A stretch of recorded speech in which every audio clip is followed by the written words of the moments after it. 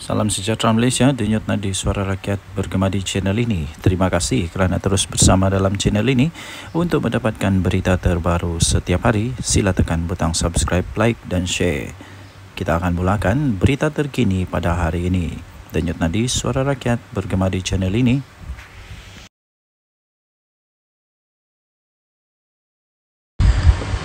Salam sejahtera Malaysia, denyut nadi suara rakyat bergema di channel ini. Berita terkini yang mengejutkan seluruh Malaysia sekali lagi. Berita ini daripada sinarharian.com.my 19 Ogos 2024. Istana Pahang buat laporan polis terhadap Muhyiddin Yassin. Berita penuh Kuantan. Istana Pahang telah membuat satu laporan polis terhadap Presiden Parti Pribumi Bersatu Malaysia atau dikenali sebagai Bersatu, iaitu Tan Sri Muhyiddin Mak Yassin yang telah menyentuh isu agama, isu raja dan isu perkauman atau dikenali sebagai 3R ketika beliau berkempen pada pilihan raya kecil PRK untuk Dewan Undangan Negeri DUN Negeri di Gua Musang, Negeri Kelantan. Setiausaha Sulit Tengku Mahkota Pahang iaitu Amir Syafiq Hamzah berkata, laporan tersebut telah dibuat selepas menonton satu rakaman video iaitu menerusi aplikasi YouTube yang telah dimuat naik oleh salah seorang pemilik akaun ketika berada di Istana Abdul Aziz pada Jumaat yang lalu. Menurutnya, kenyataan daripada bekas Perdana Menteri itu iaitu Tan Sri Muhyiddin Mak Yassin itu adalah sangat bahaya kerana ia secara terang-terangan seakan telah menghasut rakyat agar hilang kepercayaan kepada institusi Raja-Raja Melayu dan memecah belahkan rakyat.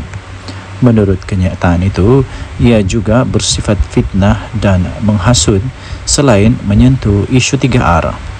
Malah, kenyataan tersebut jelas menjejaskan nama baik Duli Yang Maha Mulia Sultan Pahang Al-Sultan Abdullah Riyatuddin Al-Mustafa Billah Shah. Laporan itu dibuat di Ibu Pejabat Polis Daerah Kuantan di sini pada malam Ahad. Sebelum ini, Amir Syafiq menjelaskan rakaman Tan Sri Muhyiddin Mak Yassin itu dilaporkan menyebut yang di-Pertuan Agong ke-16 iaitu Al-Sultan Abdullah tidak menjemput beliau ke Istana Negara untuk mengangkat sumpah sebagai Perdana Menteri dan mendakwa mendapat sokongan 115 ahli parlimen. Dalam petikan ceramah tersebut, beliau iaitu Tan Sri Muhyiddin Mak Yassin seolah-olah menyatakan Al-Sultan Abdullah telah gagal untuk menghormati Perlembagaan Persekutuan kerana tidak melantik beliau sebagai Perdana Menteri. Jadi, kenyataan ini adalah bersifat sinis, memanipulasikan fakta dan membawa naratif negatif kepada rakyat bahawa Al-Sultan Abdullah sebagai agung pada ketika itu seolah-olah tidak berlaku adil semasa memilih Perdana Menteri, sedangkan pelantikan dibuat dengan teliti serta mengikut perlembagaan. Sebelum ini, Pemuda dan Puteri UMNO Pekan telah membuat laporan polis terhadap bekas Perdana Menteri itu kerana menyentuh isu itu ketika berkempen bagi PRK DUN Negeri. Ketuanya Muhammad Fakrul Akmal Mohamed berkata, Muhyiddin dalam satu ceramah telah mengeluarkan kenyataan yang menyentuh kewibawaan Al-Sultan Abdullah. Laporan polis dibuat oleh pengerusi Biro Putra Pergerakan Pemuda UMNO Muhammad Haikal Muhammad Nasruddin dan Setiausaha Pergerakan Puteri UMNO Nur Hidayat Abdul Rahim.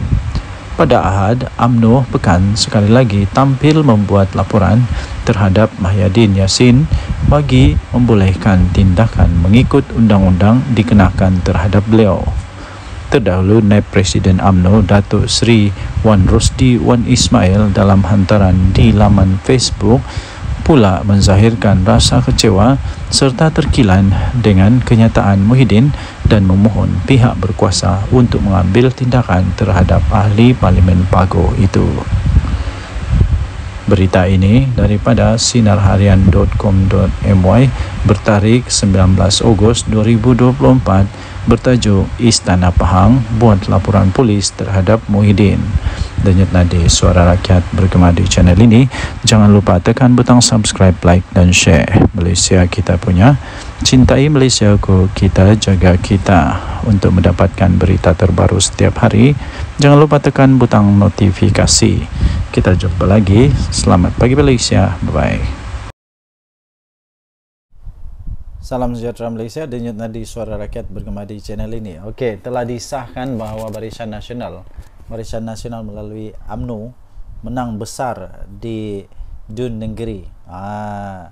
Ini langsung tidak dijangka oleh siapa-siapa. Langsung tidak menjangka, malah Anwar Musa, Sanusi, semuanya menjangkakan akan menang dengan majoriti yang lebih besar daripada pilihan raya yang lalu, tapi kalah teruk ya. Jadi keputusan pada malam ini membuktikan bahawa Barisan Nasional UMNO adalah satu parti yang masih lagi relevan, satu parti yang masih lagi kuat, satu parti yang masih lagi perlu untuk bertanding dan masih boleh menang di Malaysia.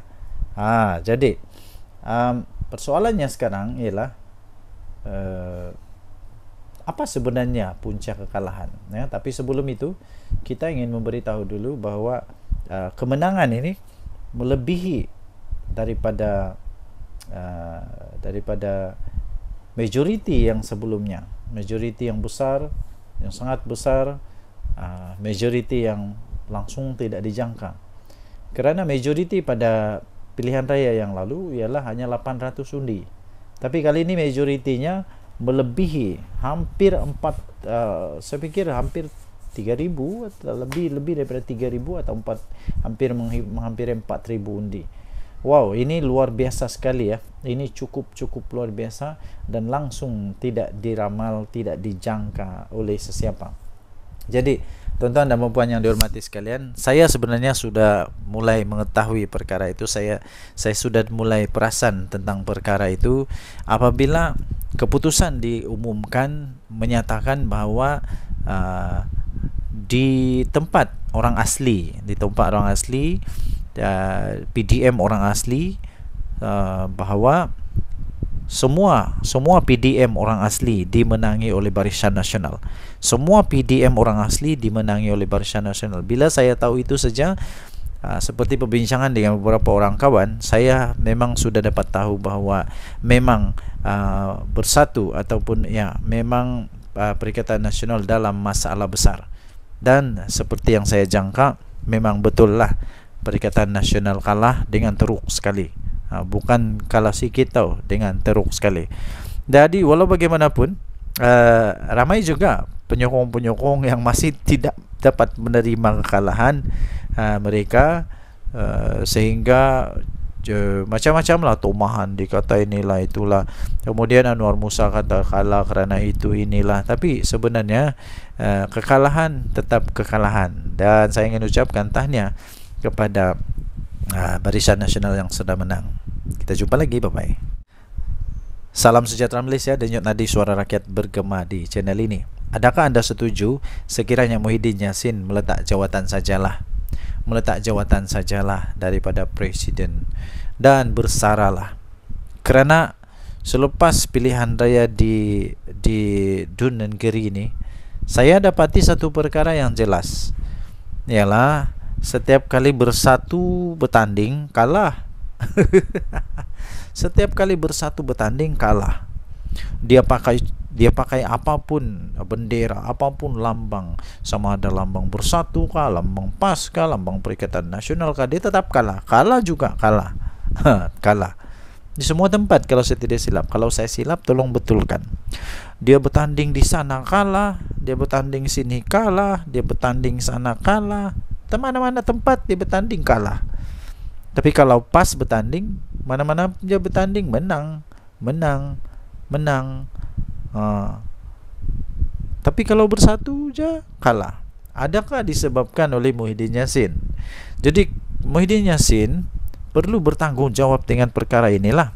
Perlu mengambil tanggungjawab kepada perkara ini pada pendapat saya.